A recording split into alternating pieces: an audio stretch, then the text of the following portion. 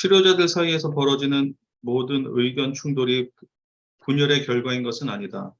함께 일하는 치료자들은 구조의 사용, 제한 설정, 전이 소망의 만족과 좌절, 최적의 통제와 환자의 자율성 보장 등의 문제에 대해 서로 다른 다양한 치료 철학을 갖게 될 것이다. 이와 같은 기존의 차이점이 경계선 인격장애 환자의 분열이 작동할 수 있는 근원이 될 수는 있지만 치료자들 사이의 의견 충돌은 단순히 각자의 치료 철학의 차이로 인해 발생하는 경우가 많다. 치료 중 미팅에서 누군가가 환자가 우리를 분열시키고 있는 게 틀림없어요. 이 분열은 저희보다 환자에 대해 더 많은 것을 말해주고 있어요. 라고 말하면 치료자들은 각자의 치료 철학이 충돌하는 상황 속에서 보통 환자를 비난한다. 그리고 그들은 이런 말을 통해 책임으로부터 자유로워진다. 서로의 차이를 좁히려는 시도를 할 필요도 없어진다. 그 대신 분열을 일으키는 환자의 성향에 대해서만 이야기할 수 있는 것이다. 분열과 치료진 사이의 의견 충돌을 구별하는 것은 복잡한 일이다. 이럴 때에는 치료진이 각자의 입장을 방어하려고 하는 정도를 살펴보는 것이 분열의 존재 여부를 가늠하는 데 유용할 수 있다. 단지 치료 철학이 다른 경우라면 다른 사람의 의견에 귀를 기울일 수 있으며 자신과는 다른 어떤 관점에 어느 정도 공감할 수 있다. 그러나 분열과 투사적 동일시로 인한 고통 속에 빠져 있는 경우라면 각각의 치료진이 너무나 양분화된 상태이기 때문에 어느 누구도 상대편이 지닌 가치를 전혀 보지 못하며 토론은 빈번히 인신공격을 하는 식으로 악화된다. 그러나 집단의 역동이 환자의 영향과 무관한 분열이나 양극화를 초래할 수도 있기 때문에 이 척도가 항상 유효한 것은 아니다. 집단의 역동에 의한 분열과 양극화는 특히 치료진에게 주어진 업무가 불분명하거나 과도할 때, 그리고 치료진의 사기가 저하되었을 때 발생할 가능성이 높다. 집단의 의견 차이가 환자의 내적 세계와 평행하게 나타나는지를 판단해 본다면 집단의 역동에 따른 현상과 환자에 의해 유발된 양극화를 구별하는 것이 가능할 수도 있다. 보드라인 환자들을 치료하는 과정 속에서 많은 경우에 치료진들 간의 의견 충돌이 생기는데 치료진들끼리 서로가 다른 의견을 가지고 있을 때 서로 다투기도 하지만 또 어떤 경우에는 쉽게 우리가 서로 뭐 다툴 일이 없어. 환자가 우리를 분열시키고 있는 게 틀림없다. 뭐 이렇게 그냥 환자에게 책임을 다 돌려버릴 수도 있는 경우가 발생하겠죠. 그래서 우리 사이의 문제가 아니고 환자의 심리 상태가 분열돼서 이 수사의 동일시가 다양한 모습으로 드러나고 있다. 그래서 우리가 마치 내담자 안에 있는 환자 안에 있는 분열된 마음의 조각들이 각각 다른 마음의 조각들이 여러 치료자에게 각각 분리돼서 투사됨으로써 치료자 간의 갈등을 유발할 수 있다라는 쪽에 너무 비중을 두어버리면 우리 문제는 없고 다 치료자 내담자 문제라고 쉽게 넘어가 버릴 수도 있는 거죠. 모든 책임은 환자에게 있다. 근데 이런 태도가 사실은 굉장히 취하기 쉬운 태도이기도 하죠. 서로 간에 다툼이 생겼을 때 그 문제는 우리 문제가 아니고 저 사람 문제야 라고 이렇게 갈 수 있는 부분인데 경우에 따른 그게 맞을 수도 있지만 어떤 그룹에 있거나 그룹이 형성된 그룹 자체 내에 어떤 잘 협력해서 일을 추진할 수 있는 그룹도 있지만 경우에 따라서는 그룹 자체에 아주 다양한 역동들이 일어나서 본래의 워킹 그룹으로서 기능을 못하는 이런 예들도 많이 생기는 거죠. 어떤 경우 굉장히 호전적인 그룹이 여기저기 생겨나기도 하고 무조건 서로 누구에게 잘 보이는 쪽으로만 계속 이렇게 그룹들이 움직여지는 경우도 생기죠.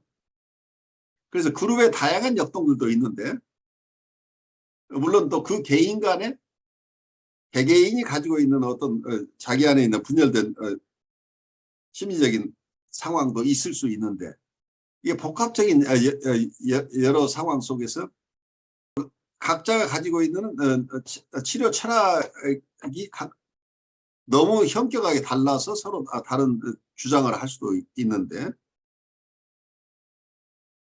이런 여러 다툼들이 심플하지 않다는 얘기예요. 그래서 구체적으로 치료자 간에, 치료진 간에 의견 충돌이 있을 때에는 조금 더 캄하게 조금 더 깊이 들여다볼 필요가 있다고 하는 거죠. 그러니까 이게 내담자의 분열, 내담자의 심리 내적 분열이 주는 영향인 것인지, 그런 경우에는 굉장히 강렬하게 이 역전이 작용하기 때문에, 이 투사액 동의시가 강렬하게 작용하는 경우는 서로 양보할 수 없을 만큼 극렬한 어떤 대립 상태를 가져올 수 있다고 보고 있어요. 왜냐하면 대상관계 이론 쪽에서 본다면 패러노이드 스키조이드 포지션에 있는 분들은 좋은 대상과 나쁜 대상을 완전히 다른 대상으로 분열시키기 때문에, 그래서 의료진 중에 어떤 사람에게는 나쁜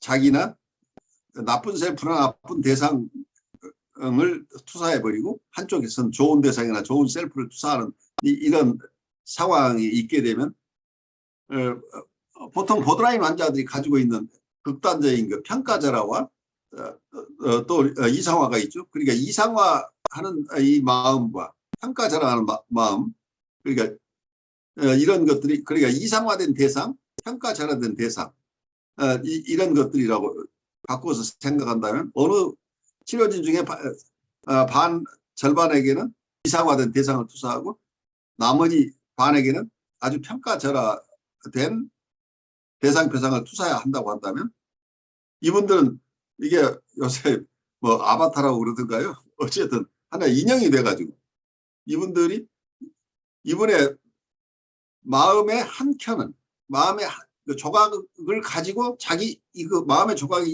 이분들, 이분과 관련돼서는 이분들이 이분에게서 투사된 그 마음의 조각에 따라서 행동하게 되면, 이 통합되지 않은 내적 대상들이 투사됐기 때문에 내담자 안에서 이게 통합이 일어나지 않은 상태라고 한다면 외부에서 통합이 안 일어난다는 얘기예요.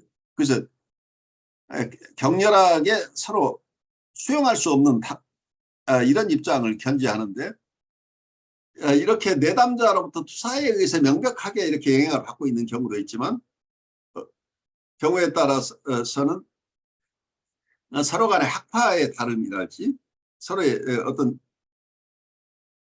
치료를 어떻게 해야 되는가, 치료의 구조, 이분들을 어떻게 도와야 되는가, 이분을 만족 중심으로 해야 될 것인가, 지지적인 치료를 할 것인가, 아니면 좀 더 대면시키는 치료를 해야 될 것인가, 여러 가지 의견이 다를 수 있는데, 그런 어떤 치료 철학의 차이로 인한 경우에는 서로 화해할 가능성들이 높은데, 서로 얘기가 되는데, 내담자 자체의 분열 기제로 인한 투사액 동의시가 강렬하게 작용하는 경우에는 그게 잘 이루어지지 않는다. 우선 이걸 이해하는 게 필요하다는 얘기를 하고 있어요. 그래서 이때 식별하는 기준은 이 치료진에서 일어나고 있는 어떤 다툼이 이 내담자의 분열된 마음의 상태하고 평행으로 이루어지는지, 아니면 그것하고 상관없이 이 내담자가 아니더라도 서로 그 그룹 안에서 이미 어떤 형성된 역동들이 있어서 서로 다투고 있을 수도 있어요. 내담자가 아니어도 이미 서로 간에 다른 의견을 가지고 있던 사람들의 그 관계 속에 그냥 내담자가 들어가서 당연히 내담자의 역동하고 상관없이 또 이분들은 다투고 있을 수도 있다는 얘기죠. 그런 점에서 뭔가 치료가 잘 이루어지지 않고 원만하지 않을 때 그 원인을 밝히는데 내담자의 분열을 보는 것은 굉장히 중요하긴 하지만 그렇다고 모든 경우에 이건 분열 때문이라고 하는 것 자체는 금물이라는 얘기죠. 그래서 종합적으로 볼 필요가 있지 않느냐 하는 거죠. 이게 마치 이제 이런 경우에 이것과 같아요. 많은 훌륭한 정신분석가들, 특히 대상관계 이론가들 얘기 속에 아니면 클래시컬한 이론 쪽에 부정적 치료 반응이라는 이론이 있죠. 이분들은 치료를 하면 할수록 더 관계가 나빠져. 그러면 이건 시기심 때문이다. 어떤 MB 때문이다. 혹은 파괴성 때문이다. 뭐 이런 죽음 본능이 구체적으로 드러난 것이다. 이렇게 이론으로 설명하는 경우가 있죠. 치료자가 선의로 아무리 애를 써도 치료를 하면 할수록 더 나빠진다고 하는 경우에 이때 이 현상을 설명할 때 부정적 치료 반응이라는 이론을 세워서 그 이론이 많이 발달되고 그런 논문들이 꽤 많아요. 많은데 제가 보기로는 일정 부분 그런 심리 역동도 있긴 하지만 그러니까 MB나 파괴성이나 이제 이런 것들이 근데 이러한 심리 기제는 처음부터 있었던 거란 말이에요. 치료자는 그걸 전제로 하고 치료를 하는 거잖아요. 그러니까 이미 그 사람은 그런 이슈를 가지고 있는 사람인데 그걸 치료해내는 게 치료자의 임무인데 이 사람한테는 MB가 많아서 상담자가 상담에서 좋은 성과를 내는 것 자체를 견뎌내지 못해서 치료가 진전되면 자기에게 도움이 되지만 무슨 시기심 때문에 그 치료 관계를 파괴해버려서 치료 성과가 일어나지 않도록 한다. 이런 쪽의 이론으로 가게 되면 이건 지나친 이론화라고 보여요. 그 얘기는 결국은 상담자들이 모든 책임은 나한테 있지 않고 내담자에게 있다고 하는 이런 논리가 되는 거죠. 치료가 성과가 나지 않는 것은 내가 잘 해석해주고 훌륭하게 통찰을 주었음에도 불구하고 이것을 가져가지 않는 것은 상담자가 가지고 있는 좋은 것을 파괴하고 싶은 시기심 때문이다. 이렇게 이론을 구성해버린다면 그럼 처음부터 치료할 수 없는 대상을 만났다는 얘기죠. 이제 그런 점에서 조금 자가당착적인 얘기가 돼요. 그러니까 자아심리학자들 중에도 또 이런 비슷한 얘기를 한 경우들이 있어요. 내담자를 만나서 치료를 해보니까 한 6개월 정도 치료를 해보니까 이분이 치료 동맹을 맺을 수 있는 능력이 없는 사람이다. 이렇게 밝혀져서 정신분석적인 치료의 대상이 되지 않아서 심리치료하는 분에게 추천해서 그분 심리치료를 받도록 했다 하는 이런 얘기 같은 게 나오는데 여러분들이 잘 아는 그린손 같은 자아심리학자들이 치료동맹의 작업동맹, 워킹 얼라이언스 얘기를 하면서 자기의 임상사들을 가지고 오는데 그 임상사례들이 제가 보면 다 실패한 임상사례들이에요. 그런데 임상사례가 왜 실패했는가는 결국 워킹 얼라이언스가 일어나지 않았는데 워킹 얼라이언스가 일어나지 않은 것은 이분이 뉴라틱한 수준의 환자가 아니고 보드라인 레벨의 환자였다는 얘기를 가지고 항변을 자기는 치료가 잘못된 것은 치료자가 적절하게 대응하지 못하는 게 아니고 내담자의 심리 구조가 정신분석적으로 도울 만한 구조를 가지고 있지 않았기 때문에 불가피하게 일어나는 현상이다. 이렇게 설명한다는 얘기. 그렇게 되면 상담자들은 다 모든 경우에 책임이 없는 사람인 것처럼 나타나는데 그래서 자아심리학도 자꾸 이런 환자들 해석에 의해서 치료가 일어나지 않는 환자들을 돕기 위한 이론들을 계속 개발을 하고 있어요. 그래서 그분들 중에는 이러한 보드라인 환자를 치료하는 분들도 있는데 근데 이론상 이건 정신분석이 아니다. 이건 지지적인 치료다라고 정신분석은 아주 순수한 것이어야 되기 때문에 참으로 통찰 중심으로 해석 중심으로 치료하는 것만 정신분석이라고 하는 이러한 고정관념을 관철시키려고 하니까 이러한 치료 방법이 아닌 것, 이 치료 방법으로 치료가 안 되는 분들은 다 그분들 문제이지 내 문제가 아니다는 식의 얘기가 되는 거죠. 그래서 현대정신분석이나 대상관계 이론가들은 이런 대상에 대한 구별을 하지 않아요. 보드라인 환자면 보드라인 환자에 걸맞게 치료하면 되는 거고 사이카틱한 환자는 사이카틱한 환자에 맞게 치료 기법을 동원하면 되는 거지. 특히 현대정신분석에서. 그래서 뉴라틱한 환자의 경우는 해석 중심으로 하지만 보더라인 레벨의 환자나 사이카틱한 환자는 당신은 정신분석적인 치료가 안 됩니다 하고 다른 사람을 만나라고 하는 게 아니고 이분들은 해석적인 치료가 가능할 때까지 정서적인 커뮤니케이션 중심으로 이분들을 잘 도와준다. 이거 자체가 치료 기법이라는 거예요. 그래서 어떤 면에서 우리가 가지고 있는 이론의 틀이라고 하는 게 경우에 따라서는 내담자를 잘 돌보지 못하게 하는 어떤 장애물이 될 수도 있다고 하는 거죠. 그리고 이론의 발달 방향에 어떤 장애로 작용할 수 있는데 어떤 관념을 가지고 그 이론을 보느냐, 조금 더 폭넓게 볼 수 있지 않느냐 하는 이런 다툼은 정신분석에서 계속 일어나고 있어요. 그래서 어떤 관념을 가지고 치료해야 될 것인가, 정신분석이라고 하는 것은 무엇인가, 어떤 기법까지가 정신분석적인 기법이고 어떤 것은 지지적인 치료인가 하는 다툼에는 있긴 하지만 실제 임상에서는 모든 분석가가 이 두 가지 기법을 다 사용하고 있어요. 근데 이론상 정통 정신분석을 하고 있다는 것을 그 어떤 정통 정신분석가들의 집단의 그 그룹에 속해야 된다는 강박이 이쪽에 있어요. 그래서 이러한 말하자면 의사협회에 가입하지 않으면 의사가 아닌 것처럼 되는 것처럼 정신분석가 협회에 가입되지 않으면 안 되는데 정신분석가 협회에 가입하려면 이런 엄격한 정신분석으로 치료를 하는 능력이 있는 사람만 정신분석가다 하는 이런 것들이 굉장히 폴리티컬한 부분까지 맞물려 있어요. 그래서 정신분석가 협회도 굉장히 다양해요. 정통 정신분석, 클래식한 정신분석가들만 가입하는 어떤 정신분석가 협회가 있고 폭넓게 융의원이나 현대정신분석가나 대인관계 정신분석가나 이런 분들까지 다 포함해서 구성되는 정신분석가 협회가 있고 그래서 정신분석가 협회 자체도 이렇게 갈려 있다는 얘기예요.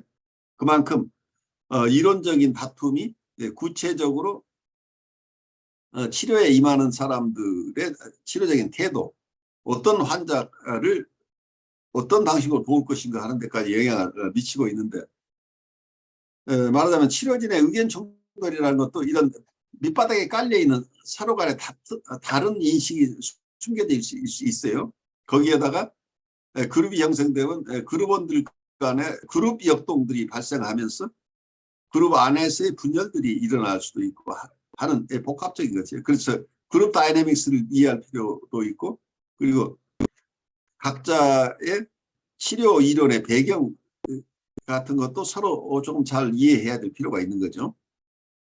그래서 상호 다른 것을 수용해낼 수 있는 힘들이 있어야 치료진들이 서로 각각 다른 입장에서 접근하지만 서로를 존중하면서 함께 갈 수 있어야 된다는 얘기죠.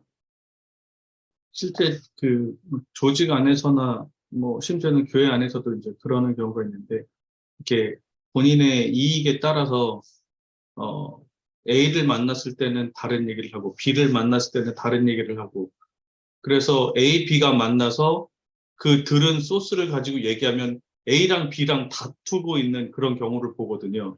그렇죠. 분명히 예, 원래 나온 소스는 한 사람인데 그 한 사람이 똑같은 건에 대해서 A한테 얘기하는 말이랑 B한테 했던 말이 다르니까 A가 속해 있던 그룹하고 B가 속해 있던 그룹하고 그룹끼리 싸우게 되는 그런 이제 현상을 제가 직장에서도 경험을 했고 이제 지금 목회를 하면서 교회 안에서도 그런 모습을 경험을 하거든요. 근데 그랬을 때 A 그룹하고 B 그룹하고 서로 이렇게 다투다가 이제 막 그 문제를 가지고 와서 가만히 들어보면 그 문제의 발단은 처음에 말을 서로 다르게 전했던 그 한 사람인 경우가 있더라고요. 그러니까 그 그래서 한 그 한 사람이 사람, 굉장히 예, 중요한 역할을 하는 거죠. 그러니까 그 사람 안에 있는 심리 내적 분열 상태가 결국은 외연화된다는 얘기예요. 그 자기 안에 네, 있는 그래서, 갈등이 이 사람이 자기가 소화를 못하니까 밖으로 네, 내보낸 거예요. 네. 그래서 이게 심각하게 진짜, 이게 본인 안에 있는 분열이 그 그룹 안에 아니면 어떤 조직 안에 전체적인 분열을 만들거나 큰 싸움을 만드는 경우도 있어서 네, 그런 거는 좀 객관적으로 볼 수 있는 거. 그러니까 여기서처럼 이렇게 객관화해서 보면서 이거는 그 분열을 일으키고 문제를 야기시킨 그 사람의 잘못이다라고 빨리 찾아내면 책임을 미루는 것처럼 보인다기보다는 제가 볼 때는 문제를 빨리 해결할 수 있는 방법이 되더라고요. 김 아, 목사의 참 굉장히 중요해요. 김 목사님 체험이. 그러니까 네, 아까 얘기대로 어떤 한 사람의 심리 내적인 분열이 외현화돼서 이렇게 갈등이 심해지는 경우는 여기에 대한 정확한 역동을 이해하는 사람이 있다고 한다면 빨리 그 사태를 네, 수습할 수 있는 길이죠. 그러니까 네, 네, 이런 측면과 어떤 경우에는 이제 그런 것이 아닌데도 거기에 더 씌워버리는 경우가 발생할 수 있기 때문에 이 옥석을 가리는 굉장히 어려운데 그래서 우리가 훈련이 네. 필요하다는 거예요. 그러면서도 이제 문제는 현상적으로 벌어졌던 문제는 해결이 됐지만, 근데 그 차후에 저는 이제 되게 어려운 걸 경험했던 건 뭐냐면, 그 발생했던 그 건은 해결이 됐는데, 그 A그룹하고 B그룹 안에 잔상들이 남아있는 것 같은 거예요, 계속. 이게 한번 다툼이 발생했던 잔상들이 남으니까, 발생했던 건은 해결이 됐음에도 불구하고 그 그룹이 다시 조직이 하나로 이렇게 뭉쳐지는 데는 시간이 꽤 오래 걸리고 좀 어려움이 있었습니다. 그래서 이런 분열이 일어나는 거를 찾아내고 해결하는 것도 상당히 어렵지만 그 뒤에 분열이 한번 일어나거나 다툼이 한번 일어난 다음에 그거를 정상화시키는 거는 진짜 몇 배로 어렵다 이런 생각이 들었습니다. 그러니까 한 번 깨진 것을 접합시키는 게 굉장히 어려운 거죠. 왜냐하면 네, 정서적으로 엄청나게 큰 거리가 발생됐기 때문에 그것을 네. 그 지적으로는 이해가 될 수 있을지 모르겠는데 정서적으로 화해하기 어렵다는 얘기예요. 계속 그 문제를 일으켰던 사람의 이게 A그룹 했던 그 투사적 동일시하고 B그룹 할 때 했던 투사적 동일시가 다르잖아요.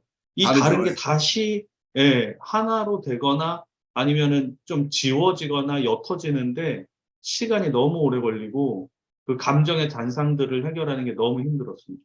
그래요. 이게 실제로 이 비혼이 봤던 대인관계적인 측면에서 수사의 동의시라는 게 그만큼 파워풀해요. 그러니까 이런 치료진에 대한 얘기를 우리가 하고 있지만 구체적인 일상 삶 안에서 여러분들이 그룹이 있는 곳에는 많은 경우에 이런 일들이 일어나고 개인 간에도 일어나죠. 개인과 개인 간에도 네. 수사의 동의시가 일어나서 우리가 뭔지도 모르고 자기 정서가 아닌 다른 사람의 정서, 다른 사람의 생각에 따라서 자기가 막 흥분하고 액팅아웃을 하는 일들이 발생한다는 얘기예요. 그래서 네. 이러한 이해가 굉장히 중요해요. 저도 들으면서 거의 제가 사는 삶 자체가 항상 그런 그 균열과 수서적 동일시와 그런 게 아닌가 생각을 했고, 또 심리학 교과서 어딘가에서도 그 집단 편향이라든가 그 집단 행동화에 나올 때 보면 그런 현상을 내내 같이 설명하는 것도 한 가지 메커니즘 얘기하는 것 같고, 또 잠시 이제 생각했던 게 이제 대학 다닐 때 한참 데모를 할 때 그때는 그게 옳았는데 한 발자국만 벗어나서 생각하니까 그거와는 또 다르게 봤었어야 되는데 하는 후회가 들었는데 생각을 해보니까 그러면 학교 다닐 당시에는 왜 한 발자국 뒤에서 볼 생각을 못하고 설득당하는 그것이 전부였을까? 왜 그렇게 쉽게 결론을 내렸을까? 사실은 또 생각해보니까 삶 자체가 그 결론이라고 의식해서 하기에는 참 애매한 부분이 많은 것 같은데, 뭔가 눈앞에 잡히는 어떤 결론을 향해 가려고 하는 그런 것들, 그게 또 어떤 각자 개인의 어떤 자기의 어떤 그 히스토리 상에서 필요하다고 느끼기 때문에 혹은 그게 어떤 자기 이상이나 어떤 이상적인 자기나 어떤 그 이상적인 대상상을 향해 간다는 어떤 이런 측면 때문에 그 측면이 각자 다르기 때문에 어쩔 수 없이 계속 이렇게 분열하고 투쟁하고 후회하고 혹은 공격하고 한없이 누군가는 혐오해야 되고 또 누군가는 나와 같은 편이 돼줘야 하고 하는 이런 현상들이 안 일어나는 곳이 없지 않을까. 만약에 그것이 안 일어나는 곳이 있다면 아까 그 비혼의 그 어떤 그 자기의 모든 걸 내려놓고 오로지 그 집중할 수 있는 그런 어떤 경전에 나오는 부처님이라던가 어떤 성령이 충만해서 모든 걸 사랑으로 보신다는 분이라던가 아니면 알파고라든가 하는 그런 것만 가능하지 않을까. 어떻게 보면 균열과 어떻게 보면 퇴행이 한편으로 인류 진화의 역사가 아닌가 하는 좀 과도한 생각까지 한번 해보았습니다. 누구도 초연할 수 없는 것들이죠. 누구도 초연할 수 없는 건데 우리가 살아있는 존재는 항상 이런 역동 속에 있을 수밖에 없는 거죠. 역동 속에 있는데 그렇지만 파도가 움직일 때 파도가 이거 자체로서 파도가 높아졌다 떨어지면 이게 죽는 거라고 착각을 하는데 이런 역동 자체는 바다라는 어떤